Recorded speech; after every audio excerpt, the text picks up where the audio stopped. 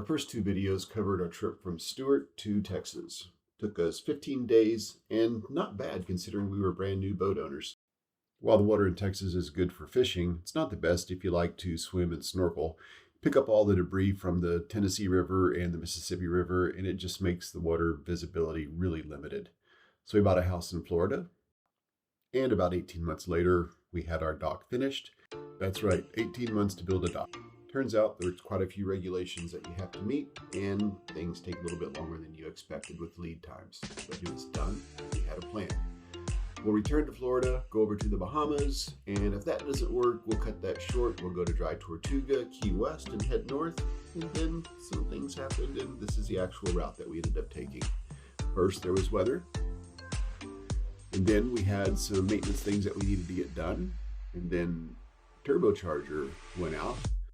With all those things fixed, it was time to head out. We knew that there were a couple of minor issues that we'd have to address along the way, but nothing like an 1,100-mile trip to shake out all of the issues that you might have. This time, we're going to do it a little bit different. We're taking our cat, you see Tim, we're also taking our dog, that's Lucy. With the pets on board, loaded up, everybody has passports, we're ready to go. We left early February on a beautiful morning. Okay, this is day one of our trip from Kemah to Port St. Lucie, and we left our slip right over there, Lauderdale Yachting Center, and we are headed out to Galveston Bay this morning, and it's calm and peaceful. Hopefully we'll have good weather for the rest of the day.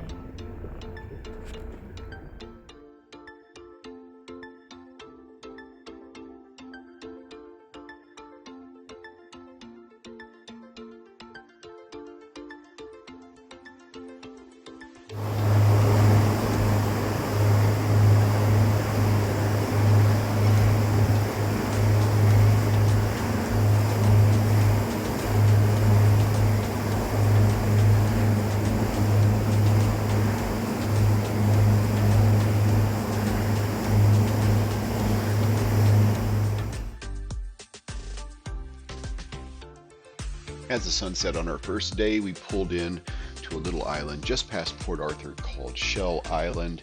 It was kind of dark and foggy when we got there, and as you'll see, it was still foggy in the morning. Here's the route we took. This is day two of our trip, taking our boat from Kemah to Port St. Lucie in Florida. We are just over the Louisiana border, and we are at Shell. We're anchored off of Shell Island. That's not Shell Island. Shell Island, actually you can't see right now because it's covered in fog. So we hope to get an early start this morning, but the fog is not scheduled to burn off until around 9 a.m. And so we're just going to hold out here. It's a Monday morning. Quite a few barges out here on the waterway, so we feel like it might be safer just to wait a little while, let some of this burn off, and then we'll get started on our way. We are finally taking off this morning. We're leaving Shell Island, and I'm piloting this morning. It's turned into a pretty nice day so far. A lot warmer than it was yesterday, so we'll see how far we can get. Between Texas and New Orleans, there are literally thousands of tugs that go on the ICW, and there's a handful of locks that you also need to navigate.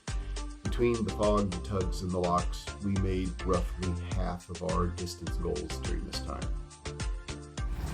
Coming towards the end of night 2, we're headed towards our anchorage. We're going to anchor tonight at Bayou Moccasin, Louisiana. And we've got Andrew up here, captaining the boat. We've got Lucy taking a little walk around on the deck. And I am ready to do my job with the anchor here in just a few minutes. It nice day. The weather was pretty. The water was calm. A lot of barges on the water, of course. And tomorrow we hope to make it to Shell Morgan. First snag of the trip, having our toilet pump go out. Don't flush no matter what they say. It has a master. So we're waiting for the fog to go away, and while we're doing that, Andrew's working on replacing the pump. It's about 8 o'clock in the morning. We're on day 3, and again we're having to wait for the fog to dissipate a little bit. It's better. Earlier you couldn't even see all this brush. We're in Bayou La Cassine at the edge of the La Cassine National Forest. Today we're headed for Shell Morgan's Landing. Should only be about a 5 or 6 hour trip, so hopefully it'll be a short day.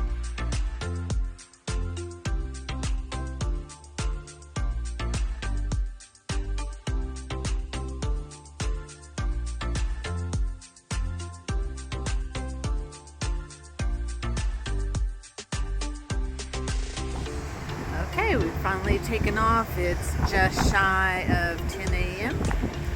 Got a little boat heading towards us. We're up on the helm. Andrew's captaining this morning. And we've got our trusty little sidekick hanging out by his feet. She likes coming up here with us whenever we're up here and hanging out. Cat's down inside, made himself comfortable. And we hope to be at Shell Morgan's Landing in about 4 hours. Shell Morgan's a great little stop if you need fuel and a good place to tie up for the night. We hunkered down here for 2 days on our way to Texas, and the weather was much nicer on our return back. The animals are kind of exhausted, and we were ready to get going the next morning.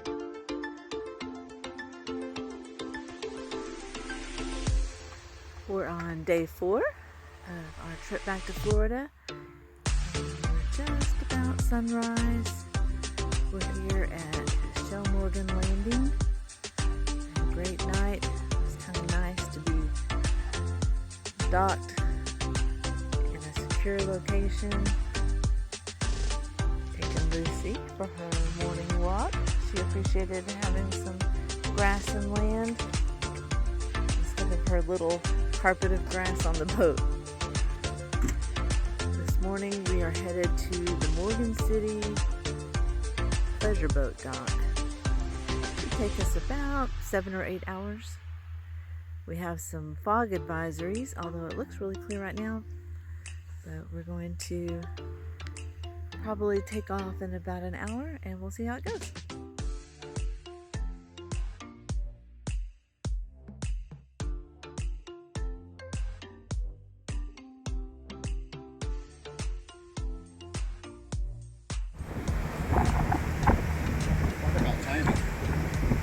Is the Cote Blanche ferry crossing over. We managed to go across just as those cars were pulling up. So there's one crossing over and there's one waiting on the other side.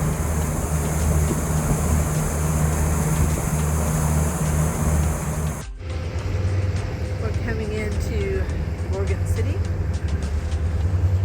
We're in what we call the Berwick traffic section.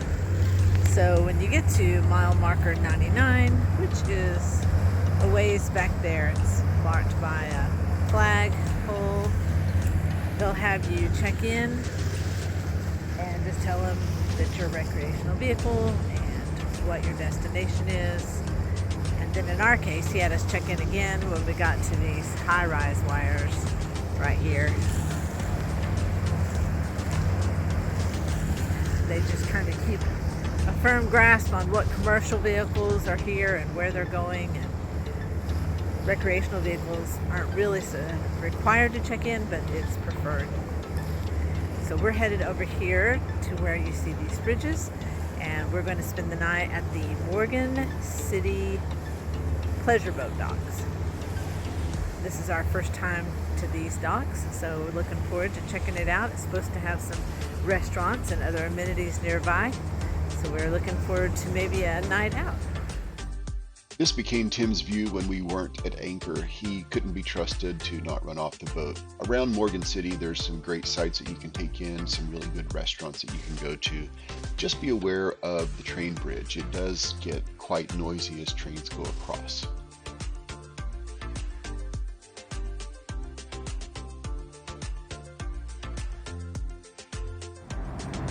We are at the Morgan City docks. We're all the way up there. It's a beautiful evening. Quite a few boats here at the dock. And on the other side, there are some shops and a couple of restaurants. I'm waiting for a lift to take me to the Walmart neighborhood market for just a few things. And then we plan on eating down the street. They have a couple of options, JoJo's Cafe or Rita Mae's. We haven't decided which one, but very cute little area. The cost to stay at the dock is $30. It's on the honor system. They have an envelope. You put it in the night drop, and they have electric and water, and they have showers and bathrooms, but we'll just use the ones on the boat. I am back from the store. I had an awesome Uber driver named Roger who waited for me. So we were able to get some more dog food for the dog and a little bit of produce. And now we're gonna walk to dinner. And this lighted sign just started changing and doing all kinds of things. So, very cool little dock. Have a list of activities over here they do throughout the year. Rock the dock and a few other things. Pretty cool. Just in case you're wondering, the head worked for one flush and then stopped working. It wasn't the motor. We were still working on troubleshooting issues, so my nightly routine was trying to figure out why the head wasn't flushing. This was a shakedown cruise.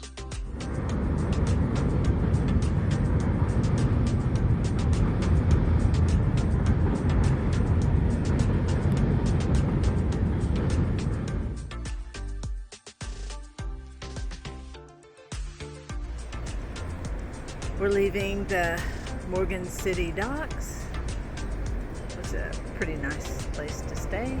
I recommend if you come here, make sure you get the bathroom code when you check in. We did manage to get it this morning, but we forgot to get it last night. We're waiting to go under the railroad bridge.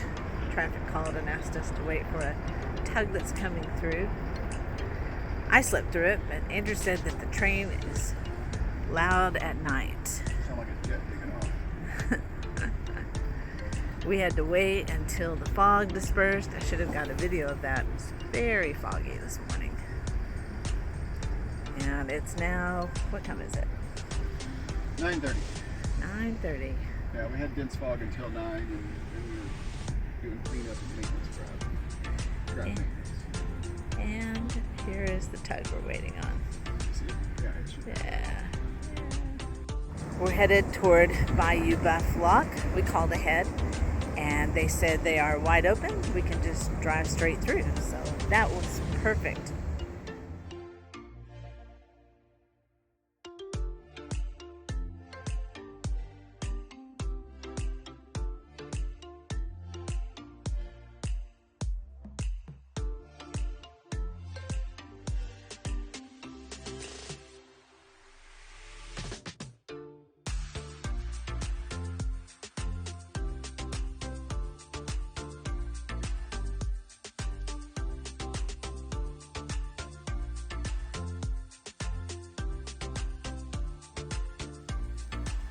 We're on day 6 of our trek from Kemah to Point St. Lucie, and the view right now is just beautiful. We're at an anchorage 15 miles west of Harvey Lock. And it's pretty foggy out here, so you can't see. We're just at the edge of the lake over here.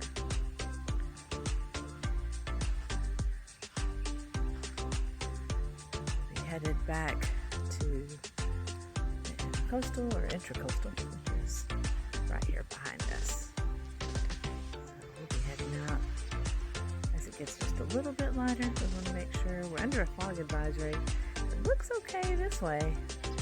I think those edges that are along the lake are still going to be pretty foggy this morning. We're headed towards Harvey Lock. That will take us a couple of hours. And then we'll have to go through the industrial lock. All that should be quite the process. So we'll see how that goes.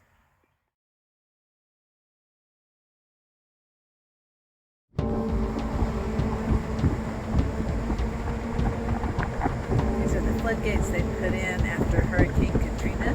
They advise you not to put on your autopilot going through there. The gates are magnetic, play a little bit of havoc with your controls.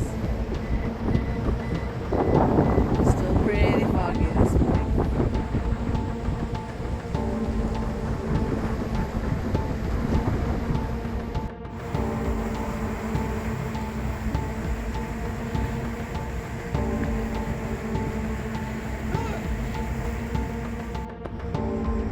Inside the Harvey Lock. We're here by ourselves. They said we're only going up about 3 feet, so it shouldn't take too long. But they said it's pretty foggy on the other side, so we may have to find somewhere to tie up for just a little while. We've got Andrew here holding us to the side.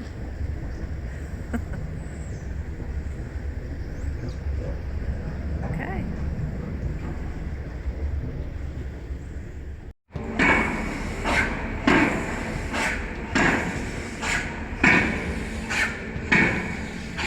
You're well clear of the plastic. Heading out onto the Mississippi in a pleasure craft anytime is a challenge. You have debris that has fallen in from Minnesota all the way down to New Orleans in this area. You have currents, you have undercurrents that can form whirlpools right in front of you, and there's typically really heavy commercial craft as well. So you have to, really pay attention to all the tugs, the ships, everything that's there. On this particular Friday, it was Super Bowl Friday, so there was a number of multi-million-dollar yachts that were in the area. We never saw one. So while this was exceedingly poor judgment to venture out onto the Mississippi with this much fog, it was also a little brilliant in that we didn't have to wait for any of the locks. There was no commercial traffic, so we went straight through. It was just a disconcerting hour of driving solely by instruments with radar and AIS guiding our way, and Judy keeping watch for debris 50 feet or so in front of the boat. Okay, we came out of the Harvey Lock and they are not kidding. It is foggy out here on the Mississippi. Can't see very far in front of you. We're just staying to the main channel. We called traffic and they said nobody is out because of this fog. So we're out here by ourselves. At least there's that. So we're going to stay on the channel and I'll stay out here on watch for debris. And we're just going slow. Hopefully we'll be able to get off of this soon.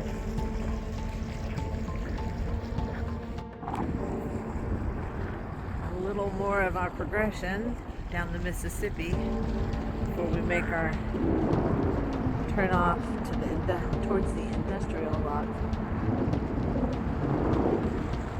And as you can see, conditions have not really improved. Our only saving grace is that we are the only vessel out here moving.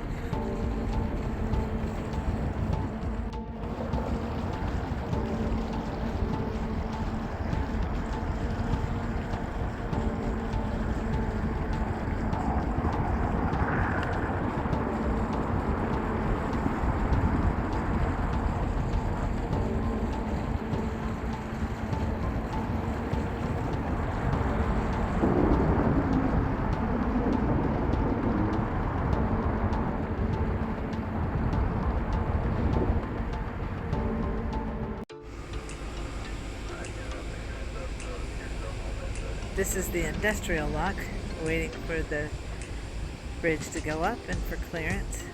We're coming out of the fog from the Mississippi, and I'm so glad to be on the other side of that. Okay, we're inside the industrial lock.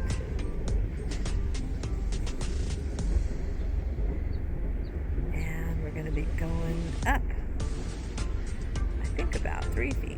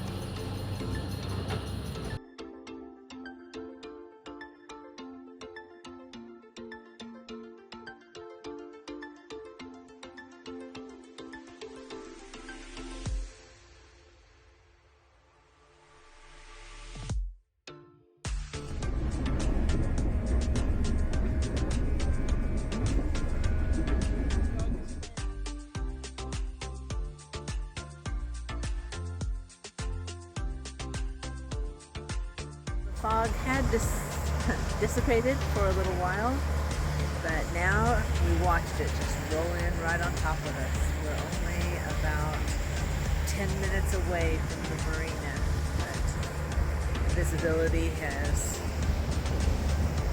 become very limited. So we've had to slow down a little bit. Doesn't look like there's any other boats out here in the area, so it should be okay.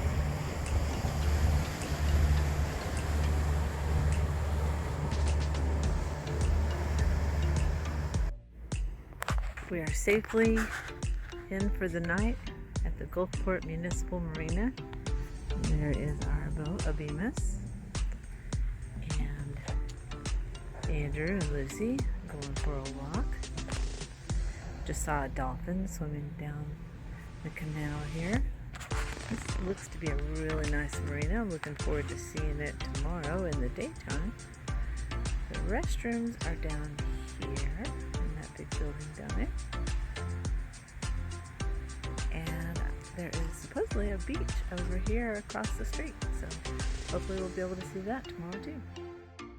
I mentioned at the beginning of this video it was going to be a shakedown cruise because we expected to find a few additional issues, and no doubt we had ran into a number of small little things that needed to be done. Most of them were super minor, and we're able to address those.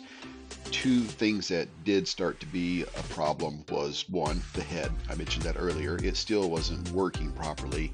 We still hadn't been able to find the parts for it, and augering out the hose just wasn't cutting it. So we had to be really careful about where we stopped to ensure that we could go to the bathroom. That's always fun. And then the other thing that started happening is the shaft seals started to leak a little bit. So at the end of every day, we'd have to turn on the bilge pumps, override the automatic part, so it would go ahead and pump out that last little bit of water and take a shot back to it and vacuum out the water to keep the bilges dry. Nothing serious, just a pain. In the grand scheme of things, those are all relatively minor issues. The Yanmars are rock solid. Those little 4 cylinders last forever, and they're running top notch after we had the last little bit of maintenance done to them. Our biggest challenge to date has been fog. We haven't had a full day of cruising in, and we're roughly 150, 200 or so miles behind where we wanted to be at this time. So will the weather improve? Will we be able to make up some of that time, or will we run into some more challenges? Stay tuned.